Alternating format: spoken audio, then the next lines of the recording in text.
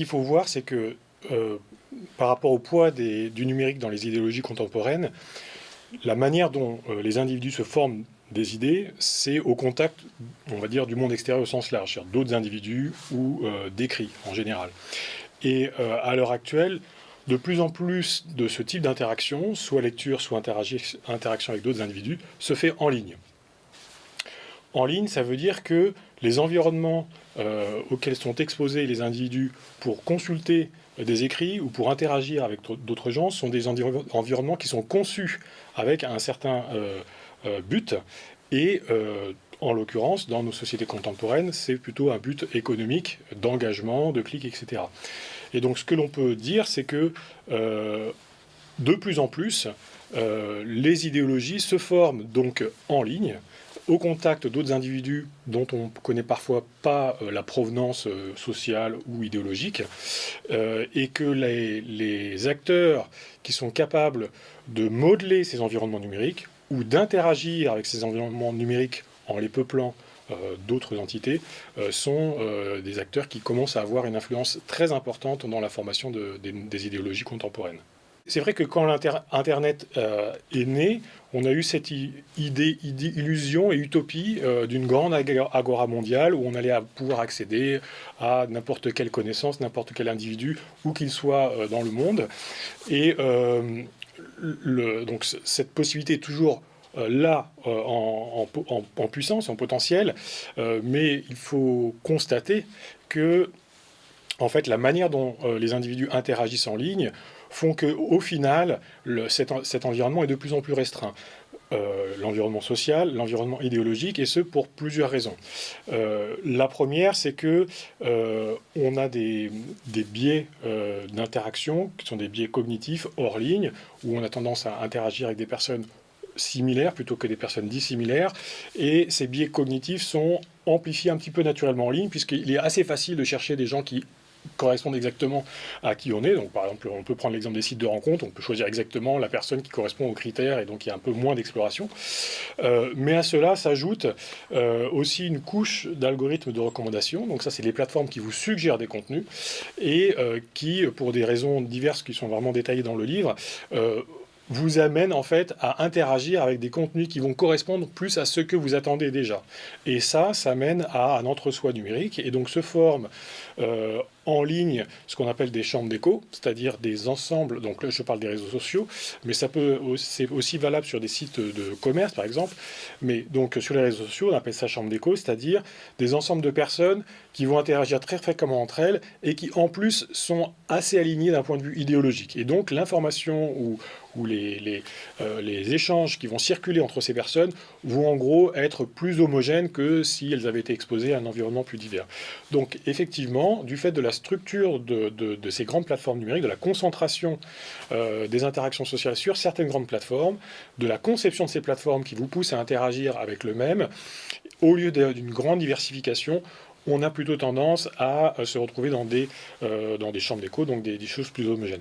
Ce qui n'empêche pas qu'on a toujours la possibilité d'en sortir. Les moteurs de recherche vous permettent aussi de chercher n'importe quoi et d'interagir des choses très diverses, mais un peu malgré soi, on peut facilement se retrouver dans des environnements homogènes. Et un exemple, par exemple, qu'on a tous vécu pendant la pandémie de Covid-19, il y a eu des très fortes polémiques pro-hydroxychloroquine, anti-hydroxychloroquine, pro-vaccin, anti-vaccin, et en général, les personnes qui étaient d'un bord ou d'un autre se retrouvaient, pour celles qui étaient sur les réseaux sociaux, dans des environnements où en gros tout le monde avait la même position, et les personnes se renforçaient dans cette position-là, ce qui a amené en fait à des vrais clivages au sein de la société où les gens n'arrivaient quasiment plus à se parler. Internet peut être à la fois un lieu de démocratie et un lieu pour conforter le pouvoir en place. Tout dépend en fait de l'usage qu'on en fait individuellement et collectivement. Il se trouve que la manière dont est conçue les plateformes sur Internet, qui concentrent, donc par exemple Facebook, 2,8 milliards d'utilisateurs, amène en fait à favoriser une concentration des pouvoirs entre les mains des personnes qui pilotent ces plateformes. Il faut bien comprendre que c'est pas une fatalité, c'est simplement que les plateformes ont bien réussi leurs coûts économiques, elles ont bien réussi leurs incitations en fait à aller sur ces plateformes, le fait que c'est plus difficile d'interagir avec l'extérieur de la plateforme qu'avec l'intérieur, et donc on est tous poussés à être sur la même plateforme. Et donc, en l'état actuel, notamment de la régulation économique, les infrastructures numériques qui se déploient sur Internet ont tendance à favoriser une concentration du pouvoir et donc à donner à quelques personnes la capacité de réguler la circulation d'informations entre des milliards d'individus. Ceci dit, en puissance, Internet porte en lui aussi la capacité de démocratiser ce pouvoir, d'avoir une action distribuée en fait sur les prises de décision, sur les échanges d'informations, mais ça demande un peu plus d'efforts. Et ce qui se passe, donc, c'est que la stratégie actuelle des grandes plateformes, c'est toujours quand c'est gratuit, c'est vous le produit. Donc on vous offre des services qui demandent un peu moins d'efforts que si vous essayez de les fabriquer par vous-même ou de manière plus libre. Et on se fait un petit peu avoir de ce côté-là. Ceci dit, certainement que les choses vont changer et elles doivent changer, à mon avis, parce que sinon on va vraiment vers un déclin démocratique.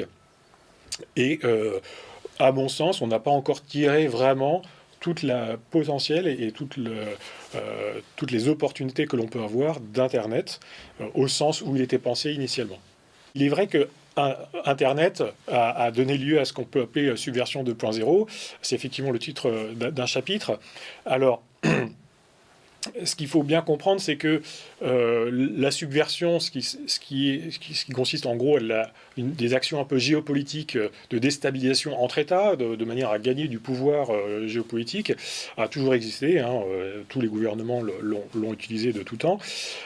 Mais avec Internet, et le web, il y a une capacité d'agir en fait sur l'environnement social d'un pays de manière beaucoup plus agile, flexible et immédiate qu'auparavant où il fallait amener physiquement des agents sur le terrain et commencer à échanger avec les citoyens d'un pays. Et donc ça change complètement la donne parce que ça permet à certains acteurs, qu'ils soient d'ailleurs étrangers à un pays ou intérieurs à un pays, de manipuler ces environnements numériques, de démultiplier des présences de manière artificielle, de manière en fait à pousser un agenda politique. Alors, un exemple que je donne dans le livre, bien évidemment, c'est le Kremlin, et donc Vladimir Poutine, qui depuis maintenant plusieurs années, en 2013, il a créé ce qu'on appelle l'agence de recherche Internet, qui est une agence qui en fait n'est pas du tout pour de la recherche, qui est simplement faire de la subversion, donc des centaines de personnes payées pour aller se déployer sur les réseaux sociaux numériques et diffuser des idées ou diviser les populations. Et donc ça, c'est un très bon exemple de subversion 2.0, c'est-à-dire qu'on est capable maintenant, avec relativement peu de moyens, en fait, de déployer une sorte d'armée numérique qui va arriver et semer en gros la zizanie au sein des citoyens d'État. Et ça, c'est vraiment une nouvelle arme, on va dire, ou en tout cas une arme plus efficace à l'ère d'Internet pour affaiblir une puissance qu'on juge ennemie ou qu'on juge non alliée et renforcer un pouvoir géopolitique. À chaque fois qu'on utilise un outil, il y a une action en retour qui fait qu'on s'adapte d'une certaine manière à l'outil qu'on a construit. Et les réseaux sociaux, cette capacité à interagir avec des milliers de personnes de manière instantanée, à faire circuler des informations très rapides, est un nouvel outil de communication entre les humains, un outil de mise en relation, mais a aussi effectivement une action retour où il nous façonne d'une certaine manière. Alors, il y a plein de manières dans ceci. La première, je pense qu'il faut avoir à l'esprit, c'est que quand on est en ligne, les choses que l'on échange sont d'une nature un peu différente de ce qu'on est hors ligne. En ligne, on parle, on discute, éventuellement on échange des notes écrites. En ligne, on va échanger essentiellement du texte écrit, des images et des vidéos. Or, le rapport à l'image et à la vidéo est très différent du rapport à tout simplement un échange en face à face avec quelqu'un ou en réunion. Et donc, le mode de raisonnement qui va être associé à la consommation d'images, de vidéos, voire de textes très courts, un peu ironiques ou rigolos dont on ne connaît pas les auteurs, ce mode de raisonnement-là va être très différent du mode de raisonnement que l'on peut avoir quand on a quelqu'un en face, qui a une conversation posée, qui vous répond, qui vous apporte la contradiction. Et donc, on va avoir tendance en fait à raisonner différemment. Ensuite, ce qu'il faut voir, c'est que, et notamment quand je dis raisonner différemment, c'est aussi, donc ça c'est des résultats en sciences cognitives qui sont assez connus, c'est que, en gros, il y a deux grands circuits de décision. Il y a un circuit qui est le circuit de la raison, où on pense avec des mots, où on pense de manière séquentielle, on pèse le pour et le contre, on utilise en gros des connaissances acquises au fur et à mesure, mais qui sont des connaissances explicites. Et puis une autre manière de prendre des décisions ou d'une certaine manière de raisonner, c'est de manière émotionnelle. On a une intuition, on dit là ça va pas marcher, il faut que je prenne à droite, ou là il faut pas que j'achète cette maison, je la sens pas, etc. Ce raisonnement de manière émotionnelle, ça c'est un mode de raisonnement qui est commun à l'ensemble des animaux, alors que l'autre mode, qui est plutôt de l'ordre de rationnel et la logique, est plutôt spécifique aux humains. Donc le mode émotionnel, lui, est un mode assez efficace parce qu'il permet d'intégrer en fait tout un ensemble d'informations, on appelle ça multimodal, c'est-à-dire à la fois la vue, le sentiment, la mémoire, des souvenirs lointains qu'on n'arrive pas à formuler. En gros, notre cerveau synthétise tout cet ensemble-là en une émotion ou un sentiment dont on ne peut pas forcément retracer l'origine, mais qu'on va pouvoir utiliser dans le cadre d'une action. Donc là, typiquement, si je prends l'exemple par exemple d'un vote, on va être bientôt en élection présidentielle, vous êtes dans l'isoloir, un petit peu indécis, vous pouvez vous demander tel candidat, tel est son programme, avoir lu le programme, avoir réfléchi s'il est réaliste, ou alors vous remémorez des images un peu choc que vous avez pu voir sur tel ou tel candidat, parfois ridicules, parfois violentes, et vous dire non, là je ne peux pas voter pour ce candidat-là. C'est deux modes de raisonnement qui peuvent être entrés en conflit. Hein. Donc pour prendre juste un exemple, on peut se demander si un jour on a un deuxième tour Macron-Le Pen, on peut se dire Macron, il y a eu les gilets jaunes, donc il y a des images horribles et il y a des choses qu'on peut juger inacceptables, et on peut se dire du coup je vais voter pour Le Pen. Un mode de raisonnement se redire d'accord, mais quelle aurait été la réaction de Le Pen face aux Gilets jaunes? Est-ce qu'on aurait eu 5 mains arrachées et quelques œils éborgnés ou plusieurs morts Donc là, on commence à peser le pour et le contre. Ça peut aller dans un sens ou dans un autre, mais on est dans un cadre rationnel. Donc en fait, quand on est en ligne, les prises de décision peuvent être altérées en altérant en fait le type d'information auquel on est exposé. Et donc si on commence à vous exposer à plus d'images, vous allez raisonner de manière un peu plus émotionnelle et donc prendre des décisions plutôt sur un mode émotionnel que sur un mode rationnel. Après, il y a aussi le fait tout simplement de la consommation d'informations. C'est-à-dire que en ligne, maintenant on est de plus en plus sur des environnements qui s'appellent scroll infini. Hein, donc on est sur des endroits où plus on tire en gros sur l'écran et plus des contenus apparaissent. Et ça, c'est un environnement qui est complètement non naturel pour un environnement physique. Dans l'environnement physique, ça n'existe pas à l'infini. Il y a un début, une fin, vous avez des choses devant vous, une fois que vous les avez explorées, il faut aller ailleurs pour en trouver d'autres. Là, vous êtes au même endroit et il y a l'infini. Et ça peut aussi changer la manière dont on raisonne ou on interagit avec les autres, parce que on est toujours en train de se poser la question de qu'est-ce qu'il y a après. Donc du coup, on est plutôt poussé à zapper, à voir quelque chose et pas passer trop de temps. Donc on sait que le temps passé en lecture de texte diminue, et pas seulement en ligne, hein, même hors ligne. Les notes, par exemple, aux décideurs se raccourcissent, les vidéos sont plus de 1 minute, ça passe plus sur les réseaux sociaux. Donc ce numérique-là change aussi vraiment notre capacité attentionnelle et aussi ce réflexe que le cerveau peut avoir de nous relancer régulièrement en nous disant bon là il faut un petit truc nouveau, et on le voit même jusque dans la manière de monter les films vidéo où même un plan fixe va être recoupé et avec des zooms et des dézooms, ce qui d'un point de vue esthétique pourrait te sembler une hérésie il y a 5 ans, mais en fait c'est des astuces pour vous donner des petits chocs et vous faire sentir qu'il y a quelque chose qui change toutes les 5 secondes. Et donc on voit bien que la manière de communiquer et la manière de raisonner est complètement altérée par les environnements numériques, en tout cas très différents de ce qui se passe dans les mondes physiques. Alors on pourrait donner encore plein d'autres exemples, mais je ne veux pas trop m'apesantir. Mais ce qu'il faut bien comprendre, c'est que c'est très différent, et le comprendre, c'est déjà commencer en fait à se prémunir de biais ou de défauts qu'on pourrait avoir dans ces nouveaux environnements numériques. La responsabilité des big tech sur la circulation d'informations sur les réseaux sociaux, en gros leur rôle, et ce qu'il faut comprendre, c'est que c'est très important. C'est-à-dire que Quand Internet s'est construit, donc on allait de manière proactive sur un site Internet, donc on avait l'adresse, on lisait la page. Ensuite, on s'est retrouvé sur des plateformes où, en fait, on n'allait pas au contenu, c'était le contenu qui allait à nous.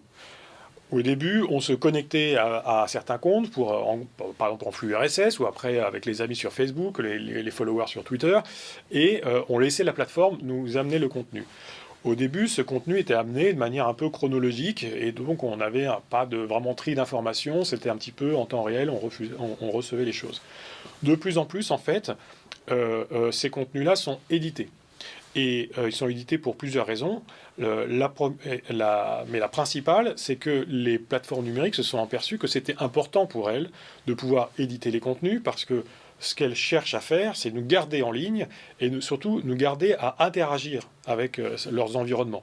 Pourquoi ? Parce que les interactions vont mener aussi à des interactions avec des publicités et que c'est comme ça en fait le business model en gros de la big tech, c'est vous cliquez sur des publicités et ça rémunère la big tech ou elles arrivent à vous faire du placement de produits en vous recommandant des choses. Bon, ça c'est vraiment les deux grands modèles. Donc ce qui veut dire que l'environnement auquel vous êtes exposé en termes d'information, ce que vous allez lire, ne va plus du tout être le reflet d'une réalité extérieure, au sens où ça serait soit l'intégralité de cette réalité, soit un échantillonnage aléatoire de la réalité, mais ça va être un échantillonnage choisi de certains contenus qui auront la propriété en fait d'augmenter les revenus de la plateforme. Et c'est là qu'il y a une responsabilité assez importante de la Big Tech, c'est-à-dire que la Big Tech a un pouvoir éditorial, donc elle peut choisir ce qu'elle vous montre, et qu'en général, donc ce pouvoir éditorial est guidé par des critères donc, économiques, donc de clics. Et donc c'est là où il y a un cercle un petit peu vicieux, c'est que cette économie du clic, en fait, va tirer parti de nos tropismes en termes d'interaction, qu'on sait par des travaux en psychologie que quand on est exposé à différents types d'informations, on va être attiré plutôt vers des informations négatives ou anxiogènes quand on a le choix, parce qu'on cherche un peu à se protéger, à comprendre qu'est-ce qui pourrait nous menacer, et que les plateformes apprenant de ces contenus pour savoir en fait qu'est-ce qui nous attire le plus vont nous en resservir encore plus. Et donc les plateformes ont une énorme responsabilité dans ce qui nous est proposé, mais aussi dans le caractère dans l'amplification en fait de la toxicité des contenus au sens négativité, anxiogène, des contenus qui nous sont proposés. Pour sauver les démocraties de l'overdose numérique, je propose plusieurs pistes dans le livre qui sont pas exhaustives, mais c'est ce que je peux proposer à mon niveau. Et ce qui est important de comprendre, c'est qu'il faut arriver à agir à plusieurs niveaux. Le premier niveau, c'est le niveau individuel. Et ça, c'est un niveau essentiel. Hein, comme disait Coluche, il suffit qu'on n'achète plus pour que ça ne se vende plus. Il faut bien comprendre que si certains contenus circulent, c'est bien parce qu'on les consomme.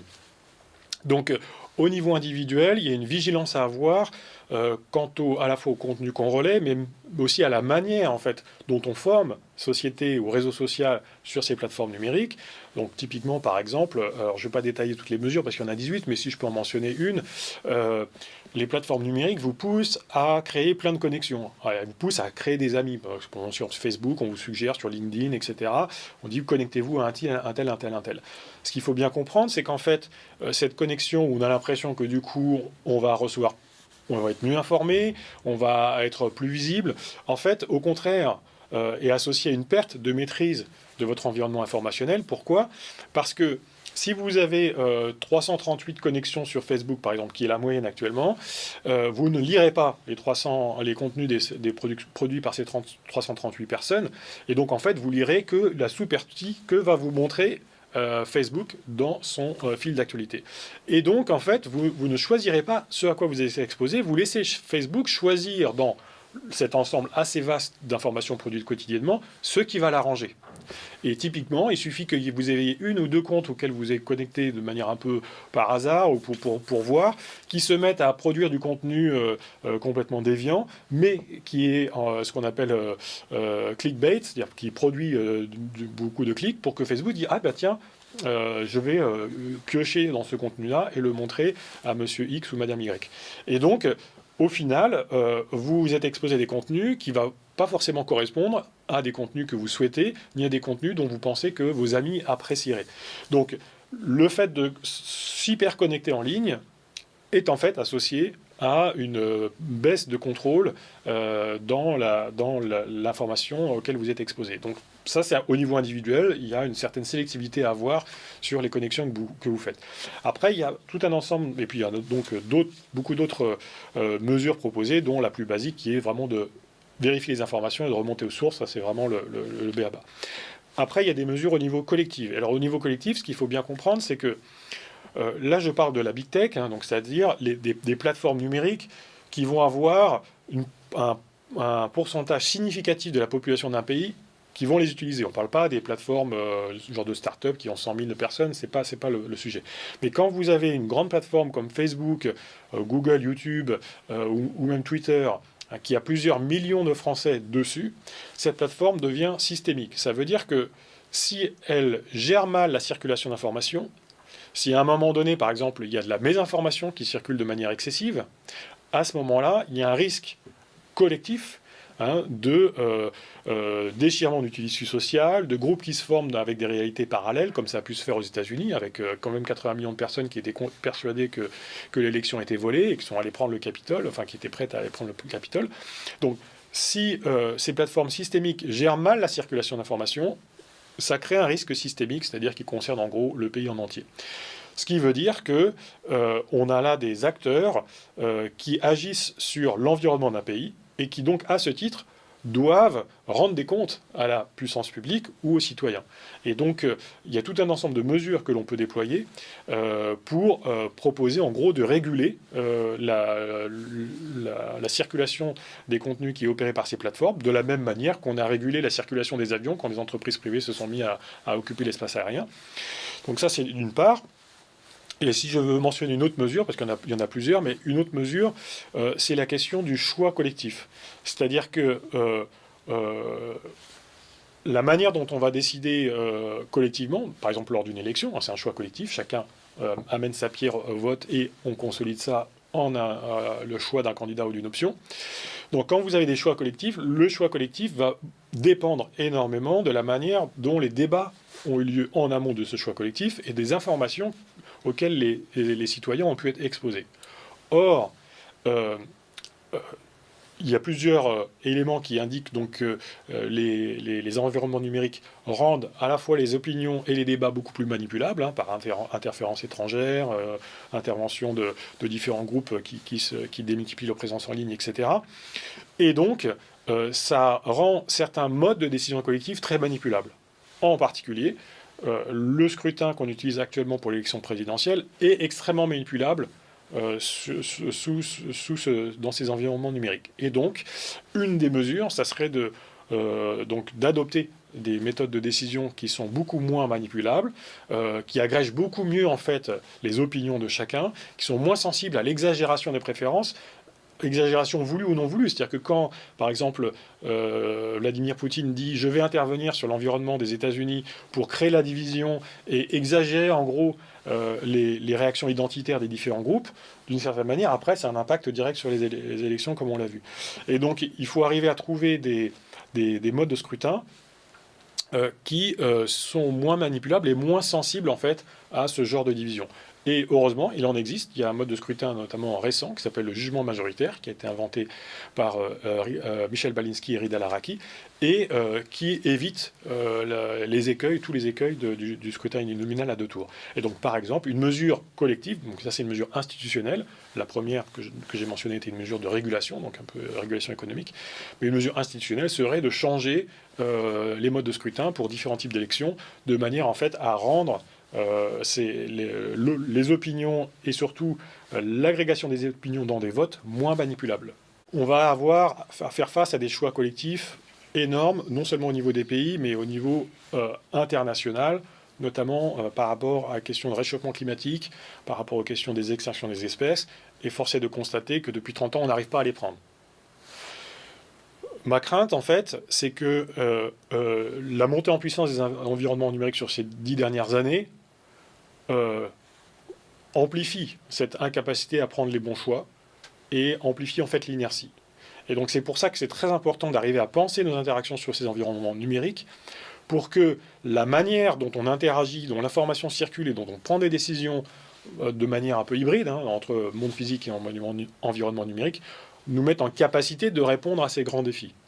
Et dans ce livre-là, vraiment, l'idée, c'est que tant qu'on n'a pas bien compris en profondeur, en fait, l'impact des environnements numériques sur les individus, les collectifs qu'ils forment, les institutions, on n'arrivera pas à sortir en gros de cette impasse qui fait qu'on n'arrive pas à prendre des décisions collectives à la hauteur des enjeux.